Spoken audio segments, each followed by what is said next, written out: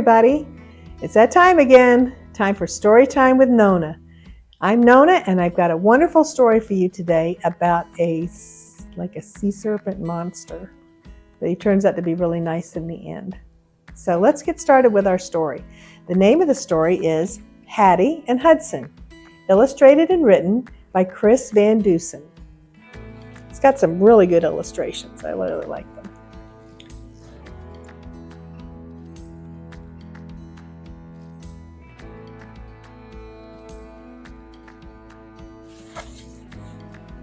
Hattie McFadden loved to explore. Every morning after breakfast, she grabbed her life jacket, waved goodbye to her parents, and paddled out in the canoe to see what she could see.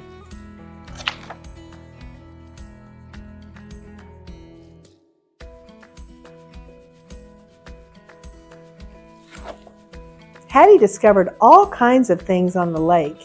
She watched as a beaver tugged an alder branch slowly through the water. Above, two bald eagles circled round and round on wings broad and flat. And over in the cove, a family of turtles with shiny black shells basked in the warm summer sun. Hattie was so happy, she started singing. When the sun is up and the day is new and the birds are a-singing in the sky, that's when you'll find me in my little canoe, just paddling by. She had no idea she was being heard.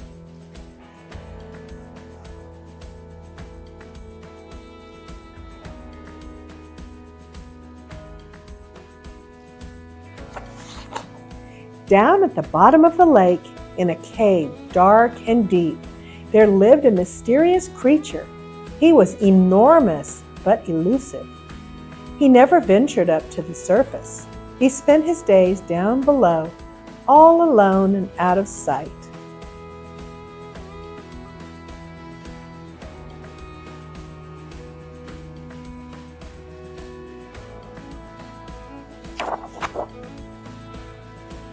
The monster was used to hearing motors buzzing and propellers churning overhead. It's why he stayed hidden in his cave. But today, he heard something different. A song, bouncy and bubbly, came echoing down through the water. So come with me, 'cause there's room for two. We'll be together, you and I, out on the lake in my little canoe, just paddling by. It was so cheerful and charming that it drew the beast out of his lair and up toward the light.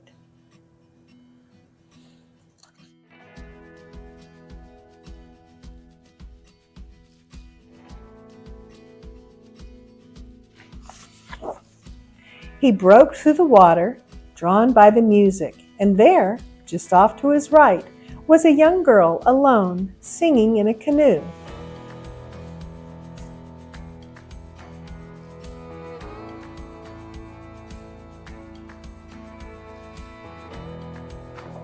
Hattie stopped when the thing rose high right beside her. She stared at the monster, and the monster stared back. But she didn't feel afraid. There was something in his eyes, the way he looked at her, and the curious tilt of his head. It was almost as if he wanted to hear her more. So Hattie softly continued singing. When the sun goes down and the day is through and the moon is a-rising in the sky, I'll take you home in my little canoe, just a-paddling by. And as she sang the last note, Hattie was astonished when the giant joined in, harmonizing with a low rumble. Then someone screamed.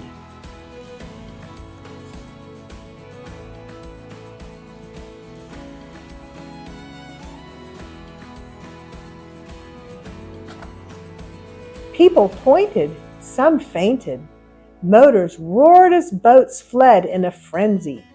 Amid all the commotion, the creature slid beneath the water, and Hattie paddled slowly and silently back to the dock.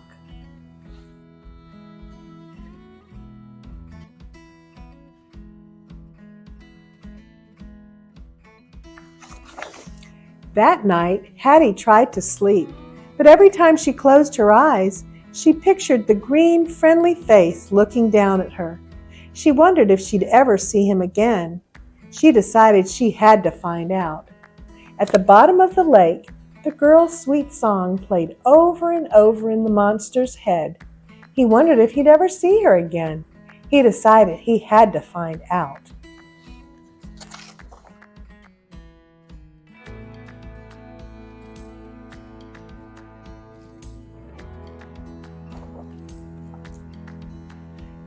Hattie paddled the canoe quietly through the darkness.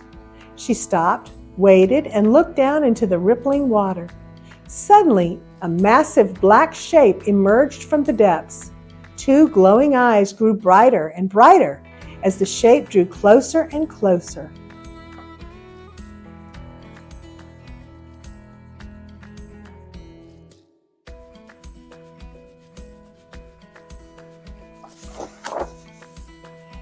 Slowly, the gigantic head emerged from the water.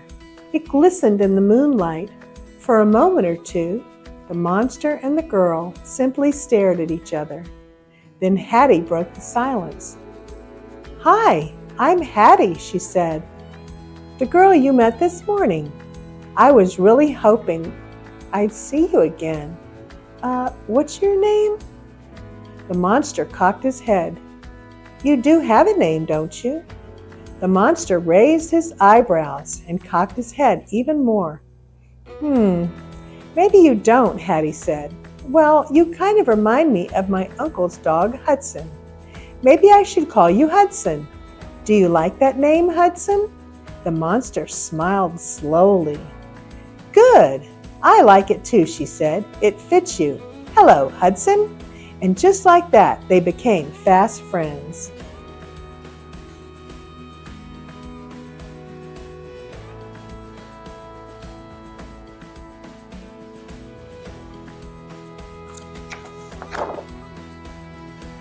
The little girl and the huge monster splashed and played in the silvery moonlight until Hattie realized it was time to head home.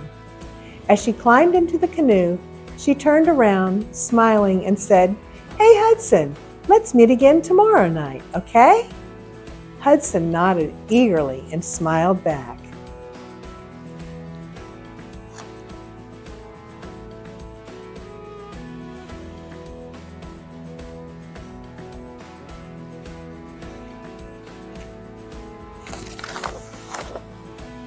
The next afternoon, there was a meeting at the town hall. Everyone was yelling, suggesting ways to get rid of what they called the deadly beast. If only they knew, Hattie thought. She tried to say something, but she was interrupted. She tried again, but no one heard her. She tried several times to speak. Finally, she gave up. When the meeting was over, Hattie walked home with her dad. She felt a little sick.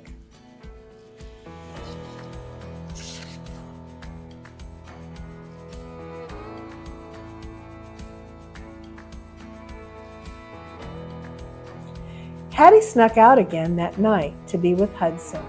But when they met, she didn't feel much like playing. "The townspeople saw you yesterday," she explained. "Everybody thinks you're dangerous. Tomorrow they're coming to catch you and take you away. I don't know where to, but we can't let this happen.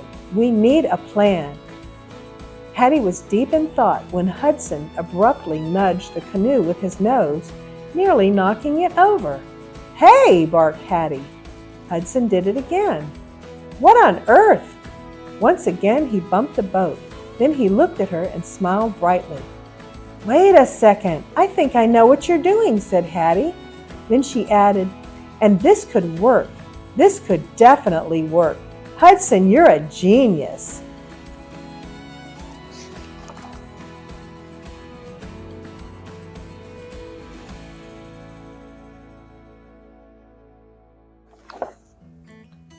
At the break of dawn, Hattie paddled her canoe over to the town landing. The men were already gathering, loading their boats with radars, ropes, and netting. Hattie started to feel sick again, but she had to stay focused. She had to stick to the plan. She had to save her new friend. So she paddled her canoe away from the shore and to the center of the lake. Then she waited.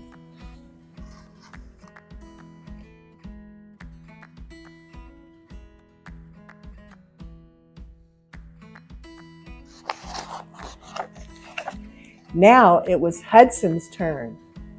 He swam up to Hattie, carefully bumped the bottom of the canoe. It flipped easily, tossing Hattie, as planned, into the water. Hattie flailed her arms. She splashed the water. She pretended to be in serious peril. "Hang on," someone hollered. "We're on our way." The boats were coming quickly, but Hattie waited and waited until they were in perfect position. Then she signaled to Hudson.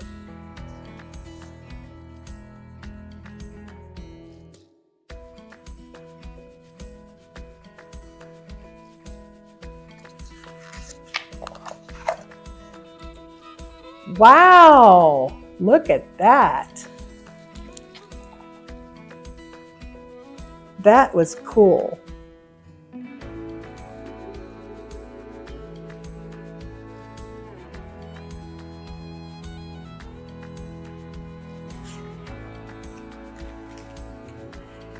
The people stared in complete, stunned silence as Hudson slowly swam past. When he reached the landing, he gently lowered his head so Hattie could slide off. Now it was Hattie's turn to hold a meeting.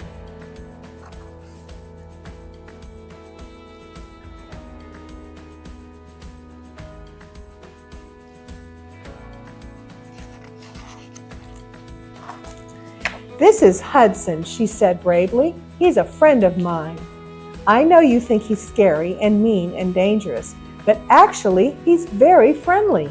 He won't hurt you, I promise. This lake is his home, and I think he deserves to stay. Once you get to know him, I'm sure you'll agree." Hattie paused. Everyone stood still.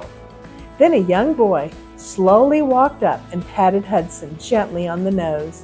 Another child followed, then another. Soon, a few adults cautiously stepped forward. Before long, a crowd had gathered around Hudson.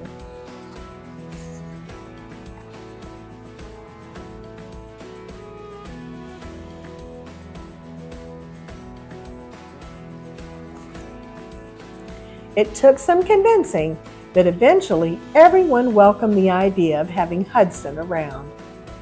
He even became something of an attraction. People traveled far and wide to spend time with the famous friendly monster.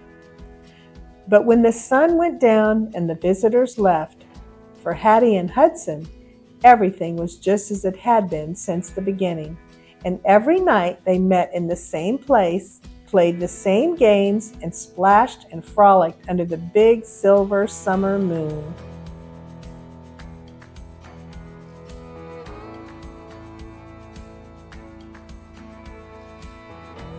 That's a great story. I like that one. Just shows you can't judge somebody by what you think they are. It's good to take time to get to know someone. So I hope you enjoyed our story today. I enjoyed reading it to you, and I hope you'll come back next time for another Story Time with Nonna. Bye-bye.